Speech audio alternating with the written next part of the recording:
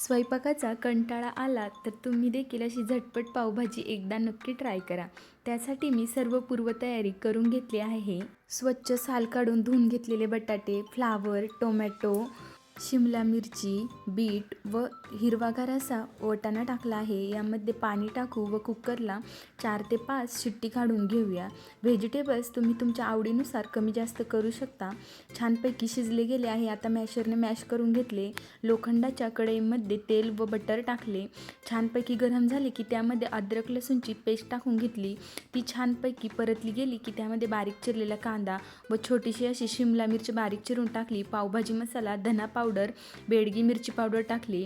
टोमॅटोची पेस्ट करून घेतली, ती देखील टाकून घेतली. मस्त अशी परतून द्यायची मीठ टाकून. रेसिपी आवडत असतील तर चॅनलला लाईक, शेअर, सबस्क्राईब करायला विसरू नका. कमेंट देखील नक्की करा.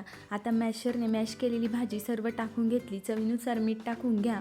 तुम्ही पाहू शकता पावभाजी एकदम छान दिसत आहे. चवीला ते एकदम भन्नाट झाली आहे.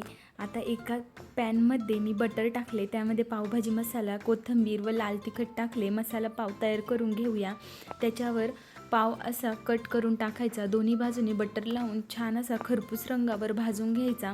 पावभाजीसोबत असा पाव खूप छान लागतो. हॉटेलमध्ये जाऊन आपल्याला जी पावभाजी खायला मिळते त्याच्यापेक्षा ही पावभाजी चवीला एकदम छान लागते. त्यामुळे मी घरीच ही पावभाजी बनवत असते.